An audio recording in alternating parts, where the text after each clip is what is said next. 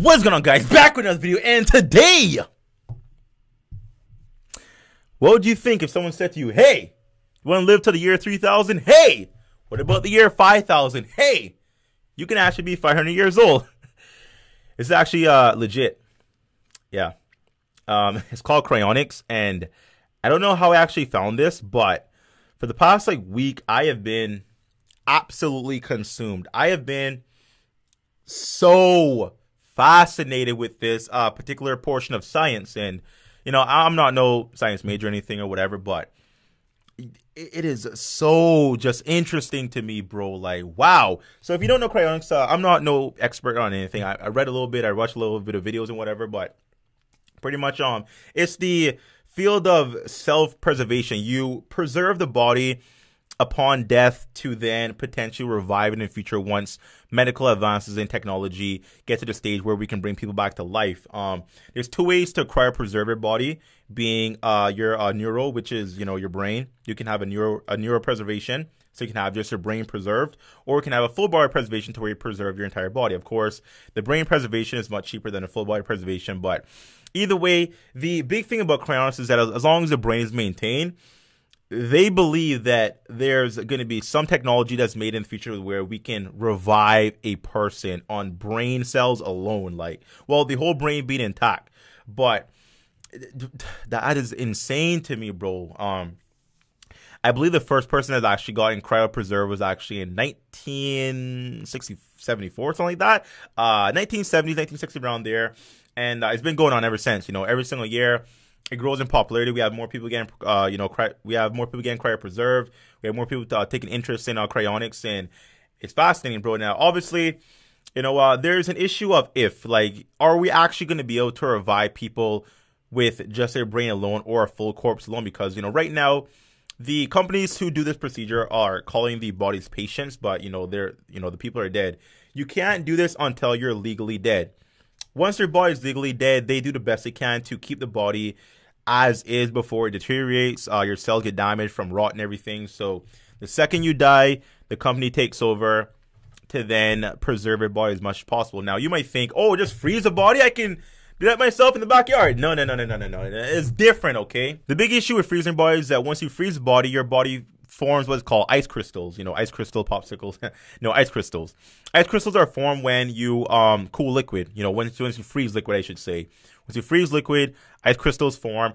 But when they form in the body, they'll damage cells severely to the point where they can't even be rejuvenated, repaired. It is extensive damage that you just really can't come back from. So what cryonics does is that they pretty much flood the body of all liquid, as much liquid as possible, because the body is I think 78% liquid. So obviously you can't completely drain the entire body of all liquid, but they drain the body as much as they can, get all the blood out of the body, and they replace all the blood, all the liquid in the body with a type of antifreeze.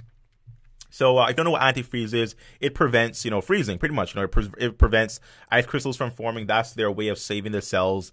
So you go into this, it kind of becomes glass around your body, or I guess inside your body or inside your brain if you just do a brain preservation, right? So they pretty much have this antifreeze form into a type of glass that's going to protect the cells, which at that point you can go below freezing but not have ice crystals form in your body. It's very, very detailed. It can be confusing if you don't understand what's going on, but the idea behind that is that the companies are here, the scientists are here, the people who are involved in this are here to do their best to preserve the bodies as much as possible until we can bring them back in the future. Now, that is a big, massive leap of faith, because although we haven't perfected, properly preserving bodies, but we can preserve bodies to the point where we can minimize damage as much as possible. There's absolutely no way to revive a body once dead. Well, you can resuscitate someone if their heart stops. That's different. If someone's heart stopped beating, CPR, there's certain things we can do to have someone's heart start beating again. But when you talk about death, you're dead, bringing that person back to life and healthy again, that's different. So I'm more fascinated as to how they think you're gonna bring somebody back from just their brain alone. Because if you do a neuropreservation or just a brain preservation, you just have the skull with the brain inside. There's no body. The body is gone. It's just literally your head. So you have a head that's properly preserved and everything. And future technology is supposed to be able to pretty much build bodies. Like pretty much you can build brand new bodies. And the idea is to, I guess, attach that head onto the new body and, you know, revive it somehow with nanobots. I think they're actually hoping from nanotechnology to advance to the point where the nanobots can actually go inside the brain cells in the body of the people who preserve their bodies and repair damaged tissue, and then they can revive them from, you know, some means through there. Is almost like a religion, honestly. There's absolutely no hardcore tangible facts to say this is going to be legit. There's nothing that says we can actually bring the dead back to life, but people believe in it. And I don't want to say that's religion, but that's kind of religion. I mean, you have this strong faith in something, but no one can really like prove it physically, but people just believe in it. They believe. So right now it's like, yes, science, but a lot of science people a lot of people in the science community, they don't really support cryonincs because it's just so unknown. It's so difficult to say, will we be able to bring people back to life? Like, is this procedure even worth it? Because it's quite costly if you don't know. To do a full body preservation, I think is what, $200,000 USD. To do a neuro or just a brain preservation is $80,000. So it's quite a bit of money, man. Like you're not just gonna be sleeping on the money anywhere. But honestly, it seems quite easy to obtain the money because you can actually use life insurance. So for me, I'm 25 years old, so I could technically take a life insurance policy for myself right now, and I could have the company as a beneficiary to my money once I die, and that money can pay for my, you know, self-preservation. So, I mean, I just pay for my life insurance fees every year, and, you know, like once I die, you know, I'm good, man. They could preserve my body. So, like, there's ways to do it. Like, you don't really have to fork up $200,000 out of your own savings, but yeah, life insurance and everything. I mean, you know, it's possibilities. So it's not like it's difficult to get the money. I mean, life insurance and everything, but is it going to work? You know, is it really going to work? Now, I don't think there's harm in actually trying, because once you die, you die. You're dead. You're gone. Bye. Adios. Now, I'm a little concerned about several things though, okay? If they do bring you back, if they find a way to bring back the body, the brain, whatever part they have stored away, if they bring that back, will that be me? Like, yeah, they could maybe bring the brain back or the body back, and it might be able to function like a human, look like a human, talk like a human, be able to think like a human. But will it be me? Will it be my consciousness? Will it be the boy? I don't think it will. I don't even know. Like, it's so hard to say, because at that point, I don't know how long it's gonna take. Like, you know, people are speculating. Like, I think the guy actually, I watched a couple of interviews and everything. They say between 30 and 150 years for this technology to actually be, you know, real for us to really bring people back in. Honestly, it could be way more. It could be 1,000 years. Like, no one can really say how long it's gonna take for us to bring people back to life from, you know, this self-preservation, you know, state. But people want to say, you know, I'm going to say like 1,000 years. Like, come on, man. Like, to bring a body back to life, like, it's going to take a long time. So I could literally be dead for 1,000 years, which means my soul has departed my body. If you believe in souls, my soul has departed my body. My soul's gone. It's gone. It's gone. Hopefully it went to heaven. Hopefully. Praying. I'm a good boy. So, you know, my soul, or whatever it is that makes me, left my body, you know, so I'm elsewhere, or I cease to exist. I don't even know what happens when you die. But will they be able to bring that back with the body? Will they be able to bring back me once they revive the body, if it ever is possible? That's the question. And once again, like, you know, once you bring somebody back, you're in this, you know, what, year 2090, year 3000. I don't even know when they're going to be able to possibly do this, but you're in a different world. You're in a world of, I guess, alien-looking technology. You're in a world of possibly flying cars and floating animals, and, you know, maybe we'll have like 2 moons and 3 suns. Like, you know, what kind of, you know, culture shock is that? I mean, that's not even that's like a world. That's like an existence shock. Like, you'll have no family. Everyone you know and love is gone. and you are revived, you're resurrected in this world that is just different. And is it even worth it? Maybe it is, because that's a very interesting world to live in. If we have flying cars, if I can, you know, wear some flying shoes and go up in the air, that's kind of cool. I kind of want to do that. Guys, there's a lot of questions about if this will work, if this will not work. I don't even know, but it is quite fascinating, this whole cryonics thing. Will I do it? I don't even know, man. I mean, if I do have kids, you know, which I'm interested in having kids one day, I would like to leave that kind of money for them, honestly. I feel like it's, I mean, if I ever obtain a vast amount of cash, then if I have something to play around with, okay. But, you know, I would love to leave that kind of money, $200,000, $80,000 to my children. They can take care of themselves, you know, buy themselves what they need and, you know, survive and whatnot. But, you know, if I do have the means, it really wouldn't hurt, right? You know, worst case scenario, I just stay dead. I'm already dead.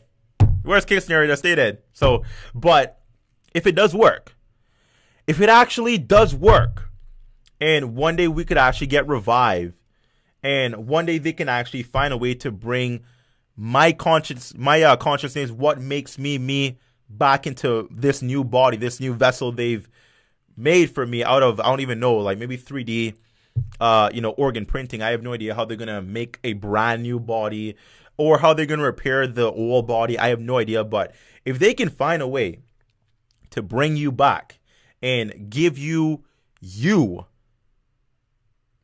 that's kind of worth it, right? I mean, you get to live again.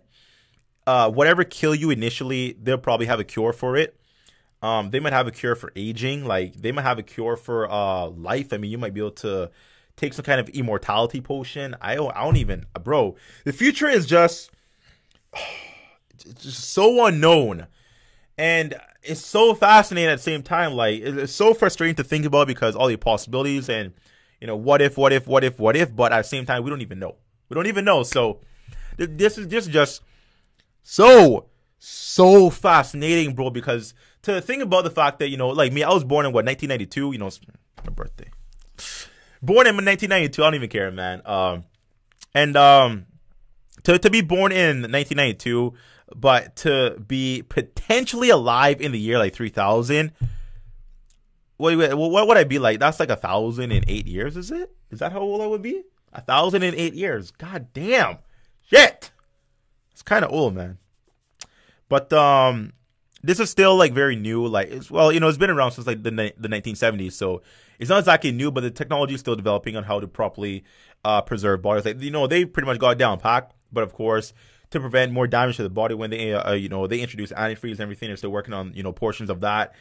The whole revival process, of course, is still being worked on, so we don't even know how to even begin to do that.